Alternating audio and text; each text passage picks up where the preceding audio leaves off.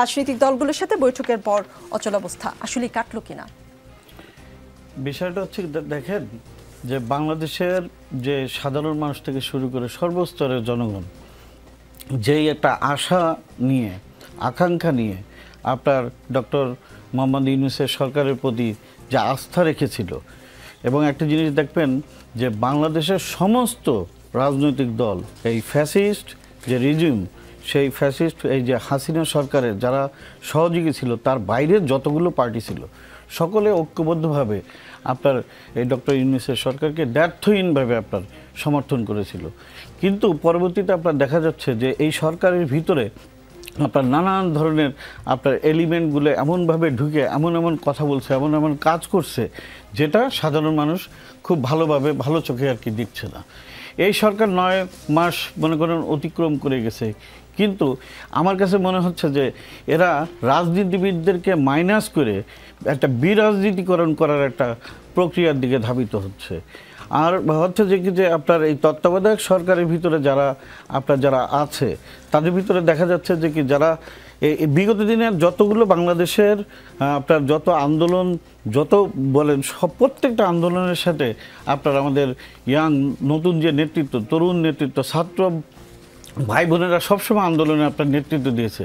কিন্তু এই 24-এর আন্দোলনের ফসল এমন একটি সরকার গঠিত হয়েছে যেখানে ছাত্রদের এখানে প্রতিনিধিত্ব আছে। তো এখন এই প্রতিনিধিত্ব আপনার থাকার কারণে যেটা হয়েছে সেটা একদিকে সরকার ডক্টর ইউনূস যেটা করছেন যে আন্দোলনকারীদের ভিতরে সরকারের ভিতরে একটা অংশ রেখেছেন, বাইরে একটা স্ট্রাইকিং ফোর্স রেখেছেন।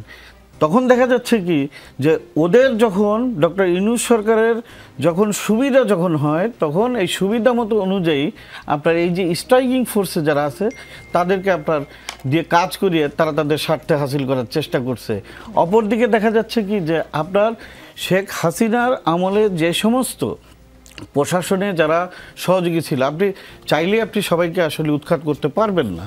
তো যেহেতু আপনার এই শেখ হাসিনার সময় যারা ওই আপনার ঘাপটি মেরে যারা থেকেছিল তারা বেড়ার অন্তরাল থেকে অনেকভাবে কাজ করছে। যেমন আপনি জানেন যে হাসিনা সরকারের অনেক টাকা মানে তাদের যে অর্থ সেই অর্থগুলো আপনার এই যে লগ্নি করছে যে কিভাবে এই সরকারকে আপনার অস্থিতিশীল করা যায়। আর সর্বোপরি বিষয়টা হচ্ছে যে কি যে যখন বিএনপি থেকে এক ধরনের সন্দেহ করা হচ্ছে যে বাইরে থেকে এই সরকারকে অস্থিতিশীল করতে ষড়যন্ত্র হচ্ছে, সেখানে বিএনপির ভূমিকা কি? আমি আল জাজিরার প্রতিবেদন তো আপনাকে বললাম, নিউ ইয়র্ক টাইমসের একটি প্রতিবেদন আপনাকে একটু পড়িয়ে শোনাই। সেখানে নিউ ইয়র্ক টাইমসের এই প্রতিবেদনটি যেটি বলছে, বাংলা করা হয়েছে, আন্তর্জাতিকভাবে সম্মানিত মোহাম্মদ ইউনূসকে সুষ্ঠু নির্বাচন না হওয়া পর্যন্ত সবকিছু গুছিয়ে নেওয়ার ক্ষেত্রে বাংলাদেশের সেরা সম্ভাবনা হিসেবে দেখা হচ্ছিল। কিন্তু তার সহযোগীরা বলছেন বর্তমানে দেশের সবচেয়ে বড় রাজনৈতিক দল ও সেনাবাহিনীর মধ্যে বিকাশমান ঐক্যের কারণে তিনি বাধাগ্রস্ত অনুভব করছেন। এই ঐক্য তার নীতিগুলোর সমালোচনা করছে এবং বলছে তিনি নির্বাচনের পরিকল্পনায় অত্যন্ত ধীর গতিতে এগোচ্ছেন। এই রিপোর্টে আরও যা বলা হয়েছে সেটি হচ্ছে বিএনপি প্রথম দিকে অধ্যাপক ইউনূসের সরকারকে সমর্থন দিয়েছিল, তবে সাম্প্রতিক মাসগুলোতে নীতিগত নানা বিষয়ে মতবিরোধের কারণে দলটি সহযোগিতা বন্ধ করেছে।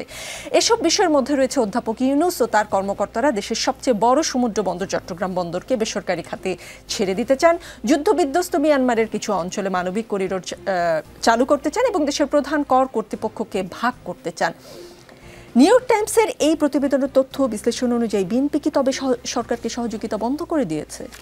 না, আমার কাছে মনে হয় যে এখানে একটু কিঞ্চিত আপনার একটু মানে বোঝার ভুল আছে। এই কারণে বলবো, আপনি জানেন যে যখন ডক্টর ইউনূসের নেতৃত্বে যে সরকার গঠিত হয় সেই সরকার গঠিত হওয়ার পরে বিএনপির ভারপ্রাপ্ত চেয়ারম্যান জনাব তারেক রহমান উনি দায়িত্বহীনভাবে বিনা শর্তে এই সরকারকে সহযোগিতা করার জন্য সর্বাত্মক সহযোগিতা করার প্রতিশ্রুতি দিয়েছেন এবং বাংলাদেশের আপামর প্রত্যেকটি জনগণকে আপনার এই বিষয়ে সহযোগিতা করার জন্য আহ্বানও জানিয়েছেন। এবং ডক্টর ইউনূসের সরকারকে এখনও মানে আমাদের নেতা আমাদের দল মনে করেন আপনার এই সরকারকে সহযোগিতা করতে চায়, কিন্তু সহযোগিতারও তো একটা লিমিট আছে, সব কিছুর একটা ইয়ে আছে। যেমন হচ্ছে যে কি এই সরকার কোনো নির্বাচিত সরকার নয়, এই সরকার কোনো রাজনৈতিক সরকার নয়, এই সরকারের জনগণের ম্যান্ডেট নেওয়া নাই যে আপনার যারা রাজনীতি করবে তারাই তো সরকার গঠন করবে, মানে নির্বাচন করবে, জনগণের কাছে যাবে, ভোট দিয়ে সরকার গঠন করবে। তো এই একটা অনির্বাচিত সরকার আপনার দেশের এত বড় গুরুত্বপূর্ণ আপনার যে ইস্যু, করিডোরের ইস্যু, বিভিন্ন যে মেজর যে ইস্যুগুলো আছে, সেই ইস্যুগুলো আপনি রাজনৈতিক মানে দলগুলোকে বাদ দিয়ে আপনি নিতে পারেন না। তার মানে হচ্ছে যে কি, যদি রাজনৈতিক দলগুলোর মানে সাথে আপনি যদি আলাপ আলোচনা করে না যদি ডিসিশন যদি দেন, তাহলে তো আপনার সন্দেহের এই লাইনটা উদ্রেক কি হয়।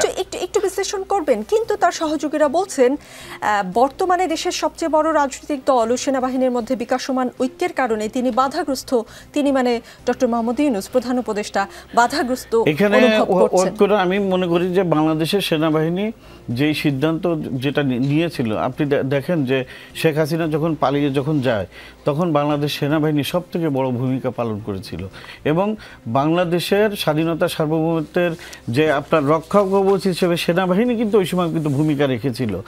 এখন সেনাবাহিনী চাচ্ছে যে একটি নির্বাচিত একটি সরকার আসুক, এই চাওয়াটা তাদেরকে আপনি কি অন্যায় মনে করছেন? অবশ্যই না। আর হচ্ছে যে কি, যে একটি অনির্বাচিত, আমরা সর্বসম্মতিক্রমে একটা সরকার আপনার এখানে গঠন করা হয়েছে, কিন্তু এখানে অনির্বাচিত একটি সরকার, এরা যতক্ষণ ইচ্ছা ততক্ষণ তো থাকতে পারে না। আমরা তো ডক্টর ইউনূসকে বলি নাই যে আপনি অনন্তকাল ধরে আপনি ক্ষমতায় থাকার জন্য ইয়ে করেন। আর জুলাইয়ের যে আন্দোলন হয়েছে, সেই আন্দোলনে তো মনে করেন আপনার এই যে যারা উপদেষ্টা পরিষদ যারা আছেন, তাদের প্রতি মানুষ আস্থা রেখেছিল কিসের জন্য? যে আস্থা এই কারণে রেখেছিল যে বাংলাদেশে একটি সুষ্ঠু নির্বাচন হবে, নির্বাচনের মাধ্যমে বাংলাদেশে একটি গণতন্ত্র প্রতিষ্ঠিত হবে এবং গণতান্ত্রিক একটি সরকার প্রতিষ্ঠিত হবে। উত্তর পরিষ্কার।